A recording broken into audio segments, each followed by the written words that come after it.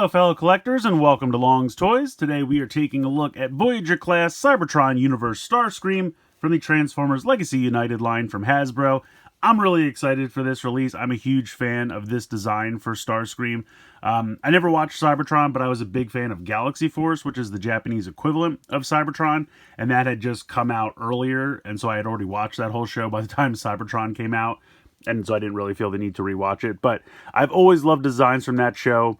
Starscream being one of my favorites. I'm just really excited for this release. It's kind of the first true Voyager class Cybertron Starscream we've ever gotten, because during Cybertron's toy run, they only gave us that giant King Starscream from like the last few episodes of the show, and then when they finally did get around to giving us a Voyager-sized Starscream, it was in this weird, like, darker maroon-red color scheme in a 2-pack with Vector Prime, and I never really understood why they did that. The other thing is, at the end of the show, he has one sword and one gun, but this one actually have 2 swords. So this is kind of more correct to how he appeared earlier on in the series. And he was in the series for a long time before he got the Giant King version, which is why I was surprised that they only ever gave us the Giant King version. I always thought that was strange. So this looks great. I'm really excited for this. You have some nice artwork of the jet mode here on the front, some really cool artwork of the robot mode here on the side. Spinning it around to this side, we have that half of the mural for United that we have on all the packaging. Not too much going on here on the bottom. Legacy United logo there on the top. Spinning it around to the back, we have some nice product shots of the robot mode and the jet mode. He even comes with a tiny little planet key, which I think is super cool. Really excited for that. It's not going to do anything, doesn't have any spring-loaded gimmicks or anything, but just the fact that it's included is actually really fun. So I'm going to go ahead and get him out of the packaging here, and we'll take a closer look. So when you get Starscream out of the packaging here, he might look a little bare bones, and that's because he does have a few of his kind of major body parts come separate in the packaging here. So you have these pieces here. They are going to peg in to the sides of the arms. Now, the original toy, these were not detachable, but here they just kind of peg in, so if you want to do something else with them, you absolutely can. Also, when you come around to the back, he has these wing components. So that should flip up like that. So then this would go in here. And this would go in here. So it's kind of interesting that they're removable. If you don't like the look of them, you can take that off. But I feel like this really completes his look. Because like I said, the original toy, these were not removable. So he had this bulk here on the side all the time throughout the show and everything like that. Of course, he does have the Cyber Planet Key or Force Chip. Doesn't have any paint on it, but it is molded in this translucent purple plastic. And it does very much resemble the one that came with him back in the day. Now, this would have had silver paint back in the day, but I get that they, didn't want to paint that. And then you have a nice Decepticon symbol here. There is a little spot here on the back to plug it in. Again, it's not going to, spring load any gimmicks or deploy anything like that. But I do think it's cool that you can go ahead and pop that in there. I mean, you could technically leave that in there forever. It's not going to get in the way of anything, but for simplicity, I'm just going to take it out for now. He does also come with a nice purple translucent blaster, so you can kind of get the best of both worlds. Like I said, later on when he got the upgrade, I believe at some point in the show, one of his blades was like snapped off and destroyed, and so it was replaced later with a gun. So when they did the King Starscream version, he had one blade and one gun. I don't remember which side was which. But here, we have both blades that can deploy. And they just swing around very simply, like so. And so he's got both of those blades. Now, that's in the original toy, when you plugged this in, they popped out. They were spring-loaded. But since this, can be detached now, that's obviously not possible. And I don't need it to be, honestly. I'm perfectly fine with that, just like that. And then you can go ahead and just plug the gun into his hand, which is pretty cool. So I kind of like that he has the best of both worlds there. Now, if you really wanted to, you could take these off of here. And if you like the look of them better pegged in here to the forearm, if you want the blade to like extend a little bit further and be a little bit more maneuverable, I would say, because it would be easier for him to kind of move around the forearm than move the entire arm. If you prefer that look, that is possible as well, although technically not animation accurate. But yeah, I love this. I think this looks really cool. And then you can just flip these right back.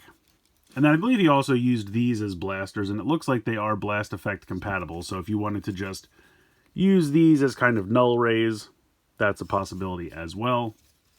Articulation-wise, this guy looks amazing, and he can definitely articulate quite fantastically. So let's take a look at the head sculpt real quick. It's pretty basic, but the head sculpt from the show was pretty basic. It's the Starscream head you know and love. He's got some nice purple eyes there, some nice silver paint for the face. Nice little bit of gold paint up here. The head can spin from side to side, no problem. Can't really tilt side to side at all. Can't really look up. It can look down ever so slightly. You have a swivel here, as well as kind of an out to the side. Now these are obviously going to hit into there, but you can actually swivel them around so that you can get more motion. That's really cool. I think that's such a nice little detail. You know, you can keep it the way it is if you like that, but you can kind of pop this down a little bit. It's on kind of a double little hinge there. So that's a really nice little detail there that they put in. I really appreciate that. Again, these can be removed or swiveled around however you like. There is a bicep swivel. You have double jointed elbows. You have a wrist swivel. You actually have a waist swivel, even though this looks like it should be one piece. They actually put a waist swivel in there, which is really cool. The hips are crazy. The hips can kick all the way forward, all the way back, all the way out to the side. You have a thigh swivel. I would say slightly over 90 in the knees. You do have ankle tilt, and they kind of put that little extra piece in there so that if you don't tilt too crazy, it kind of looks like it's all connected, which is nice. And then with the toes, because of the way it transforms, there's kind of like a little double jointed hinge in there. So you can get some front to back as well as side to side, which is nice. So just all in all, he poses phenomenally, and he just looks amazing. And I'm super excited for this. Like I said, I've always loved this design, and to have a fantastically articulated figure like this of this design is just so cool. And he really doesn't have much kibble. I mean, the legs aren't hollow. Everything's filled in. You have these wings on the back, which I don't mind. But again, if you don't like them, they just peg in. So you could remove them if you want them to have like a more streamlined, no backpacky backpack. But this, I would hardly even call this a backpack, to be quite honest. Yeah, he just looks good. It's a really fantastic robot mode. And I love the accessories. He's got the dual blades. He's got the little force chip, Cyberplanet key. He's got the gun. I mean, just all in all, this is really, really fun. And I like this quite a bit. Robot mode, no notes. I love it. He really came out great. Two other small things I forgot to mention concerning the gun. You can actually peg the key into the back of the gun. There's a little notch for it, and it actually fits in there pretty snugly. It's not going to fall out. And if you want, you can store the gun here on the back. You can put it straight up and down. You can put it horizontally. Now, if the key's pegged into it, obviously that's going to get in the way of the wing. But you can peg it in like this or put it at an angle, whatever you want. It can store on the back. So thought I would point that out real quick. But let's go ahead. Let's get into the transformation. Transformation for this guy is really not too difficult. I'm going to go ahead and just remove these pieces on the side. You absolutely don't have to. But there are some clearance issues, and you kind of have to like swivel them around while you're transforming. So just for simplicity, I'm just going to go ahead and take those off. So we're going to start here with the hands. We are going to rotate them first 90 degrees so that we can then open up this little panel, slide the hand in, close this up, and then rotate it another 90 degrees. So doing that again over here, rotate, open up the panel. That pops open like that. Rotate the fist inside. Close that up. And then rotate another 90 degrees. So you have something like that. You're going to kind of put these up. I did forget to mention that he has butterfly joints as well. So apologies for that. But you're going to put these up about like this. Then you're going to try to use the upper of the elbow joints to bring this down. And then it's actually going to detach. This section is going to pop down like that. So you can do something like this. And then you're going to use this peg on the side of the forearm, and that's going to peg into this peg right here. So just kind of line that up as best you can and peg that in there to the side. Then we're going to do the same thing over here. So that's going to pop down. We are going to... Oops, I actually bent this back the opposite way. So then this comes in and tabs in right there. At this point, you're going to kind of... I would start to swivel these out of the way. But before you go the whole way, you're going to drop this back. Now, the directions make it seem like this can go further back, but it absolutely has to stop there because that hits into that. So don't try to push this any... I mean, it'll just pop off and you can pop it back on because they're made not to snap or break or anything. But just be wary that that's as far down as that goes. But then this whole head panel is going to flip around.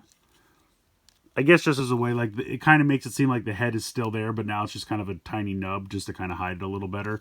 And then you're going to close this up with this tab going into there. So that's just going to snap closed. And now you can bring these up and they will sandwich together. Just make sure you have clearance. So bring this up. And there we go. They will sandwich together. And then you have pretty much the entire top section of the jet. This next part can be a little scary because there's a clip inside that is very, very tight. But you want to kind of grab a hold of this section, and this is going to flip up. So you can see that giant clip right there that clips in under here.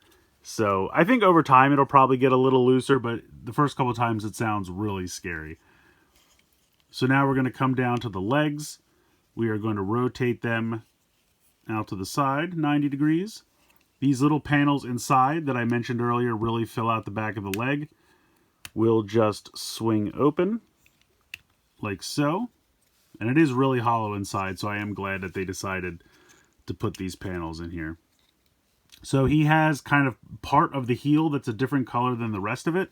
And you can see that there are these tiny little nubs on the side of his toe. So there's a little nub down here. This is going to swing around and just kind of pop into that. Then you can flip out this section here, which technically if you wanted to just give him elf toes 24/7, you could. There's nothing stopping you.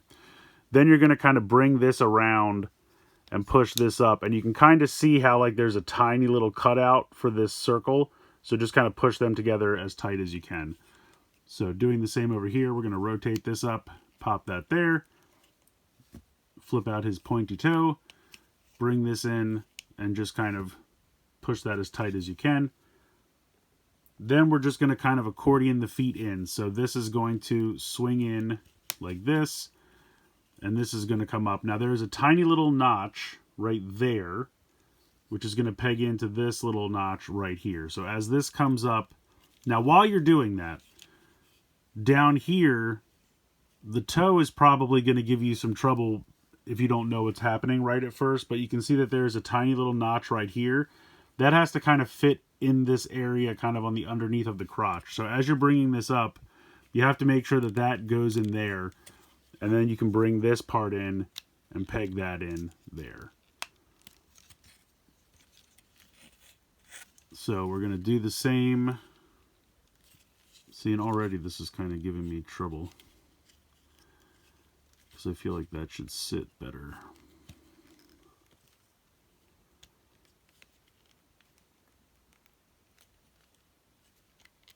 There we go. So bringing this up, kind of folding it in on itself, making sure this weird little foot tab piece gets in where it needs to go. Then you can push these together, and then you can peg this onto the side.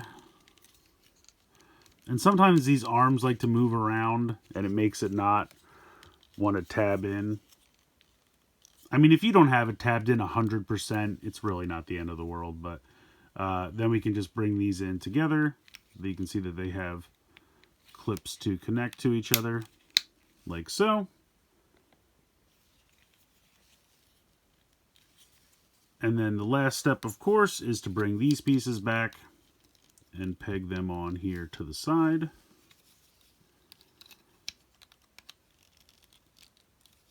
And there we go. We have Starscream in jet mode.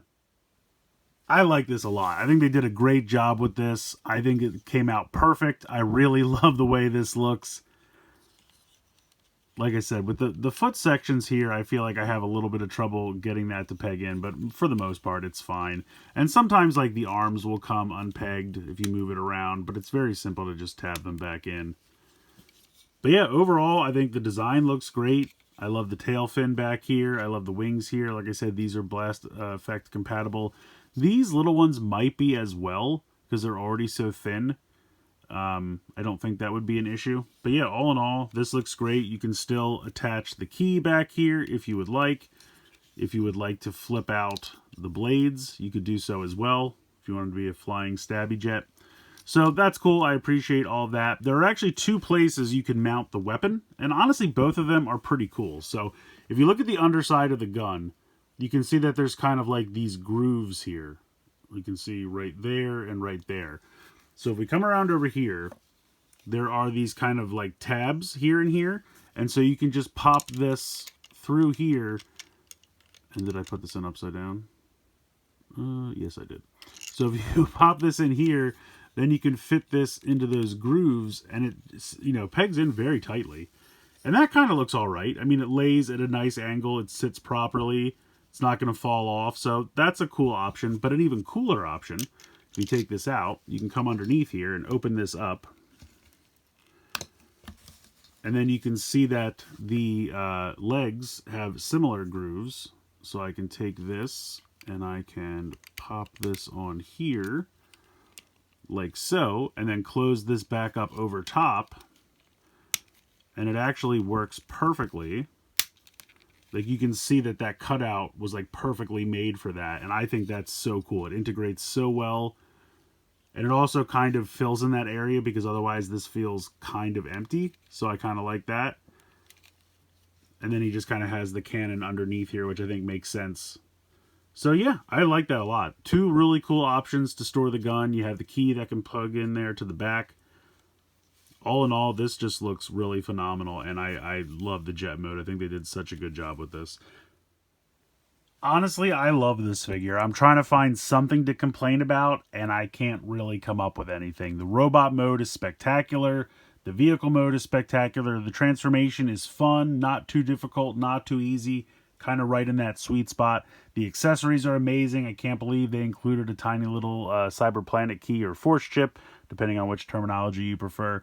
It fits in the back. You know, it doesn't have any spring-loaded aspect to it, but I definitely don't need it to, and I really don't think that would have been possible given how this guy, you know, comes together. You know, you have these pieces actually removable, which is a nice option if, you know, you like the kind of more screen-accurate look to him. Of course, you can absolutely do that, but if you like him a little bit more decluttered, you can remove those. You can remove the wings here on the back. The accessories are great. The translucent purple, I think, really pops. I think that was a really great choice. Just all in all, this guy's really, really fun. And I'm a huge fan of this design for Starscream, and they did such a great job with it. I really don't have anything to complain about. I mean, I'm really trying to think of something, and it would be so nitpicky that it's not even worth mentioning. I just think they did such a good job with this. I'll be interested to see what they do to reuse this mold, because normally with a Seeker, it's obvious. You just make the other 2 Seekers, but in Cybertron, Thundercracker was a different character. It was a completely separate mold. And I don't think Skywarp showed up at all. So, I mean, they could just have some fun and just make up some Seekers. They could do like the Rainmakers maybe. Just for fun. I don't know. But as far as like actual characters that it would be super obvious to repaint this into, we don't really have one. So I'll be interested to see what they do, but it's a great mold, so I wouldn't be upset if they use it again. I just don't know what they would use it as, but we'll see. We'll have to be patient and see what they come up with, but this is a 10 out of 10. I really, like I said, no notes. I'm trying to come up with even the tiniest little nitpicky thing to complain about, and I got nothing. This guy is fantastic. I can't recommend him enough. Definitely, you know, if you're a Cybertron fan, even if you're just a Starscream fan, this is a great design and a great mold, and I'm super happy with it. So let me know what you guys think in the comments below. Please like, share, and subscribe. Hope you guys enjoyed the video, and as always, thanks so much for watching.